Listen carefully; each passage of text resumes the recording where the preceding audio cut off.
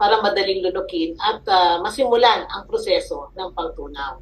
And then, makikita din natin dito, ito yung stomach, ito naman yung ating tiyan, ito po yung tinatawag na chemical digestion.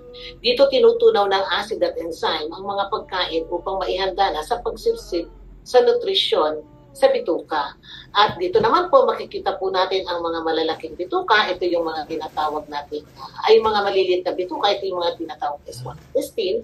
Ito po ang lugar ng pag-absorb ng mga nutrients tulad halimbawa ng carbohydrates o yung glucose, proteins, yung mga amino acids, yung taba like fatty acids at glycerol, at yung mga ibang vitamina at mineral.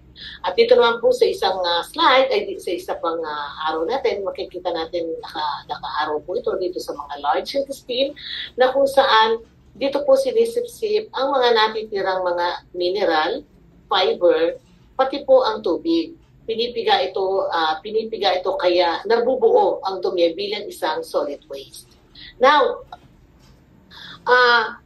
ano naman po ang papel ng good bacteria o probiotics sa ating pangtunaw? Ang mga probiotics ay ito nga po ay mga live organism, karaniwang mga bacteria o kaya naman ay yeast. Pero good bacteria or yeast po. This probiotic is actually ito po ang nagme-maintain ng healthy balanced gut bacteria. Pag sinabi po ang gut, ibig sabihin ay, ang gut po kasi ay parte ng ating bituka. Okay? So gut, small intestine din po yan. So they're maintaining the balance of our gut bacteria.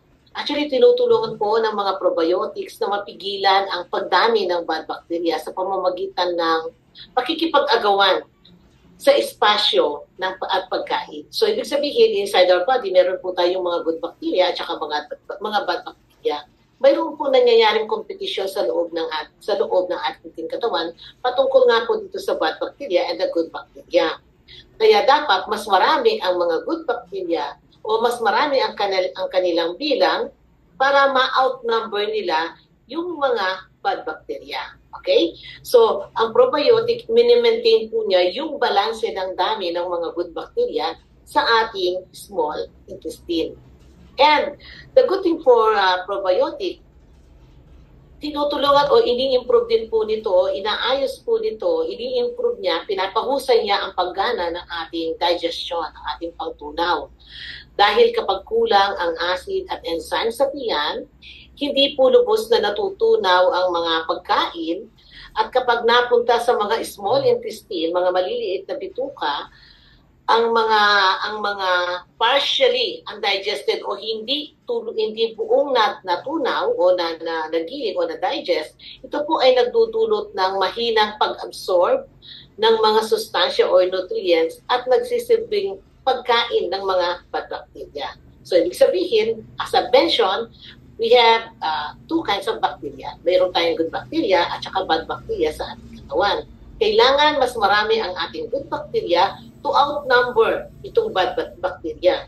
Kasi mayroong nangyayaring competition sa loob.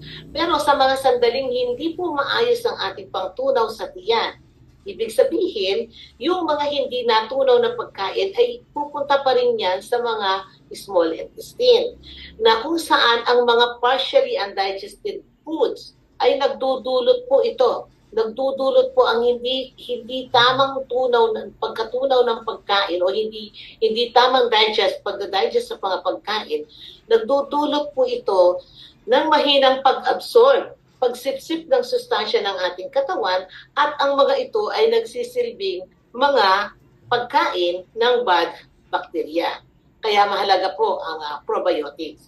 And another one, ang maganda po sa probiotic, it is strengthening the lining of the small intestines or gut intestinal barrier.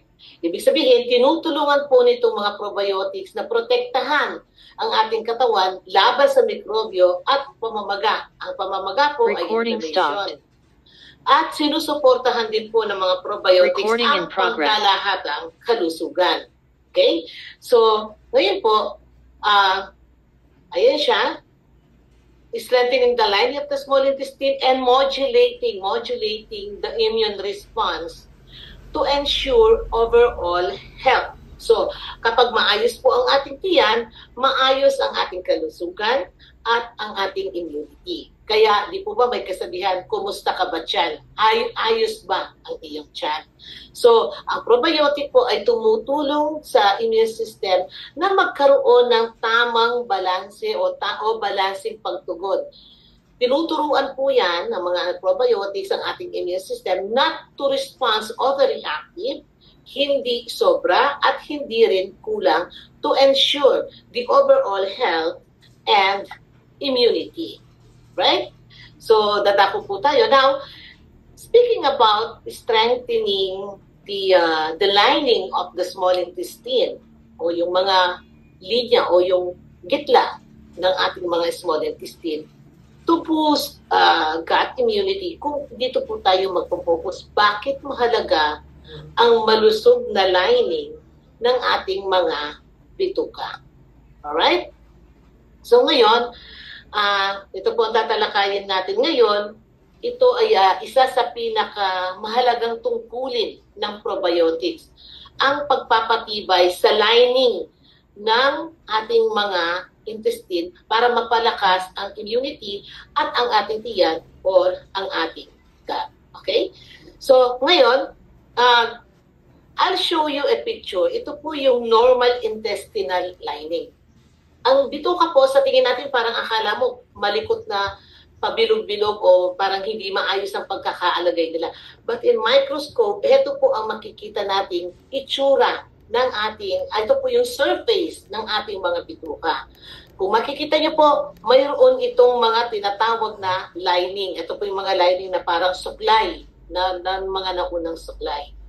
Now, ang lining po ng bituka ay parang, ito po yung mga parasit, ang lining ng mga bituka, ito yung bantay o sundalo na nagsasala kung ano lamang ang dapat pumasok sa katawan tulad ng nutrients. Para po itong sundalo ang mga lining na ito. Hinaharang nila kung ano lang ang dapat na pumasok sa loob ng ating maliliit na bituka.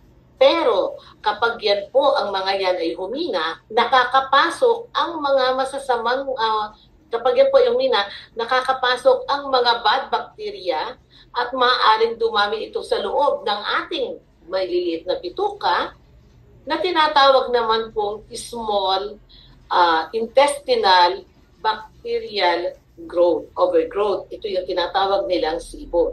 So, imagine natin ang ating mga maliliit na bituka ay maraming mga bakterya sa loob, bad bacteria sa loob.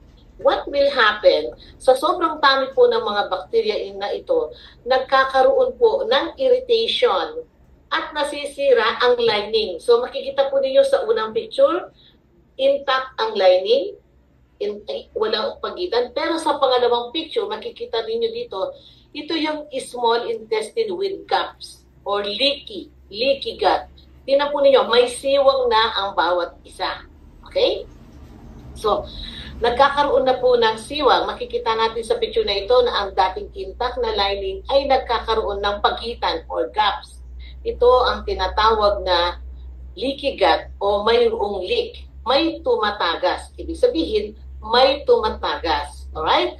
So, kapag tayo po ay kumakain at hindi gaanong natunaw ang mga pagkain, at ang mga pagkain na yan ay sa tiyan pa lang ay mayroon ng bakterya pero at nakapasok sa ating maliliit na bituka. And then from there, dumami sila, overgrowth na sila. Ang mangyayari po, halimbawa itong mga dilaw na ito yung ating mga kinain na lumulusot sa pagitan ng ating mga small intestine. Okay? So, ang mga lumulusot po na yan, ito ang pakiwari po ng ating immune system dyan ay mga pathogens o mga foreign bodies o mga invader o hindi kilala sa loob ng katawan kasi hindi sila dapat lumusot. Pero the reason why kaya po sila lumulusot, again, dahil nga po mayroon ng siwang. So, consider po ang mga lumulusot dyan bilang mga foreign invaders. Alright? Ngayon, ang problema po dito, 70% po ng ating immune cells ay nasa paligid ng mga bituka. Kaya agad nila itong nakikita at agad din silang umaatake upang atakihin. Inaatake po nila ang mga lumulusot na substances sa mga siwang ng bituka sa pag-aakalang ito ay mga banta, threat, or kaaway. Okay? Pero araw-araw po tayong kumakain. Araw-araw din tayong may tumatagas kahit na maliliit lang na bagay. Araw-araw tayong kumakain at araw-araw na mayroong tumatagas diyan sa siwang ng ating mga small intestine. At kapag sobra ang responde, ang pag-response po ng ating immune system, reason kasi baka marami sila, or baka inaakala nilang talagang mga kalaban sila, or baka naman ang mga ating mismong immune system ay mahina. So, what will happen? You know, immune system is built to fight. Kahit mahina yan, lalaban ang immune system. But every time na may nakikita silang mga foreign substances, pathogens or whatsoever, kahit yan ay mahina, lalaban po ang ating immune system. Alright? Ngayon, kumisan sa kanilang kahinaan o sa sobrang dami ng kanilang kalaban, mistakenly o sa pagkakamali ay namamali po ang kanilang target, nami-misdirect ang kanilang target at nasasaktan nila pati ang lining ng mga may siwang ng bituka na pwedeng mag-trigger ng tinatawag na autoimmune disease. Alright? Kapag marami po ang mga bacterial growth sa loob ng ating bituka, ang ating immune system ay pwedeng magkaroon ng overreactive sa kanyang paglaban, overreactive hypertrophy, na kung saan ay namamali ang kanilang target at nasasaktan pa po nila yung mayroon ng siwang na lining ng mga bituka na pwedeng mag-trigger doon sa mga sakit na tinatawag na autoimmune disease. Okay? So, now, dahil po yan sa pagdami ng bacteria sa ating bituka. Now, autoimmune disease is a condition in which the immune system mistakenly attacks our own cells and tissues, becoming na siyang nagiging dahilan as a primary cause of gastrointestinal autoimmune diseases. Okay?